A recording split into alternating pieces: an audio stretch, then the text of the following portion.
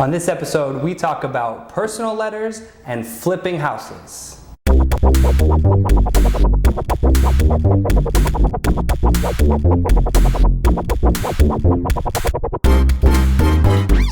What's up, everybody? I'm Jason Cassidy. Welcome to Ask a Realtor episode 10. We did it. We made it to number 10. Super excited. My goal for 2016 is to get a lot more of these out for everybody, so keep the questions coming at hashtag Ask a Realtor on Twitter. You can also write me on Facebook, Instagram, LinkedIn, wherever you may find me, and I'll try to get that question answered. This is the first show of 2016, so hopefully your year is off to a good start. Hopefully your goals are underway, and good luck with that. So let's get right into the questions. Question 1. Should you write a personal letter with your offer? Question 1, should you write a personal letter with your offer?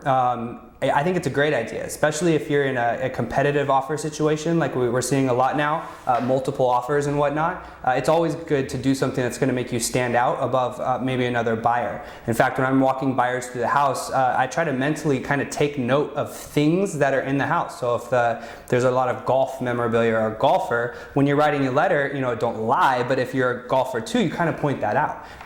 It's exceptionally works well. I think when you're maybe a young couple and you don't have a kid, you're gonna, you're trying to find your house together that you want to grow your family in, and then the people in the house that are moving out, they had kids or had their kids in that house. That could be a great tool, because in your letter you can say, hey, I'm really looking forward to raising my family in the home just like you raise your family in your home. You can kind of pull on some heartstrings there, and it does tend to work. You have to be careful. I mean, you can't get discriminatory when you write your letter. You can't say, hey, I'm a white guy, you're a white guy, sell me your house, because you'll both get into trouble of any of those protected class type scenarios. Don't do that. But if you can find ways to kind of tug on the heartstrings, it's always going to work in your benefit. And now, again, it's not going to overcome a $5,000 difference in the offer price. If you have to be kind of neck and neck on the offer price to try to have that be the pushover. But anything you can do to help, I think, is good. So be aware when you're walking through the house. See if there's maybe anything you can pick up for your offer letter to try to get your offer accepted. Good question. What is flipping a house? Question 2, what is flipping houses? That's a good question. I think a lot of the people in the industry are very familiar with flipping a house or whatnot, but maybe someone who hasn't done it before, has some questions. So, you'll see it on TV, flip this house, and all the flip search and all that type of stuff. I think that's a little bit more glamorous than what it really is. I mean, the basic premise of flipping a house is that you find a property undervalued in some way, whether that be a short sale or a foreclosure, a bank-owned property, or an auction property, or something that's under the market value already, because you want to start out with a little bit of cushion. And what you're going to do is, generally in those scenarios, a foreclosed home, bank-owned home, or something like that, are going to have some cosmetic kind of work that needs to be done. So when you're flipping the house, what you're doing is you're buying the house without the intention of ever living in it. You just want to fix it back up and put it back on the market at or above market value in order to try to make some quick profit. So investors, there's investors out there that just make careers and livings out of that. If they have 3 or 4 going at any given time, you can make good money. I think now in 2016, that market has shifted a little bit. You're not able to find the undervalued homes as much as you were in, say, 2011 and 2012 at what was considered kind of the bottom of the market.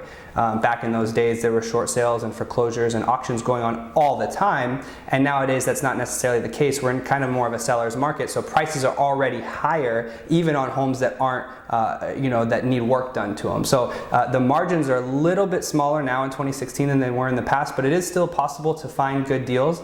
And it doesn't necessarily need to be a distressed sale. You can find a normal sale on the market that just is undervalued. Maybe it's just an older home and it needs to be updated.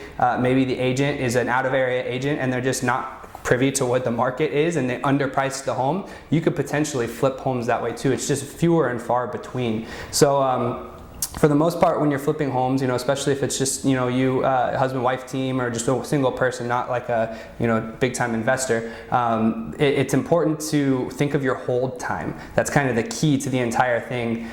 You got to do whatever you can to get that thing fixed up, done correctly with a licensed contractor, and get it back on the market, ready to sell quickly. What can kill a flip and your profit the quickest is unexpected longer hold time than you thought. If you budgeted in a 90-day flip, to do the work and sell it, but it turns out to be 180 days, like you're cutting into a lot of your profit right out of the gate there. So just remember hold time, whatever can get it done the quickest correctly, and then whatever helps it sell the quickest. So when you're picking, paint colors and stuff, try to be very neutral, very vanilla, because you want to appeal to the biggest pool of buyers for that.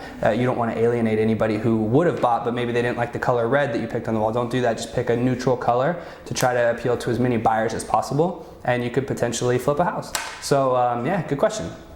Thanks for tuning in to episode 10. Hopefully you stick around for more. Just subscribe to the YouTube button below to get email notifications whenever a new episode comes out. And if you found me through Facebook, Twitter, YouTube, or whatever, keep following me there because I'll keep posting. Remember, ask the questions using hashtag #AskARealtor. It's been out here somewhere, probably in the corner. And you can ask me anytime, and I'll try to do my best to answer the questions. Keep them coming, and have a good 2016. I'll see you next time.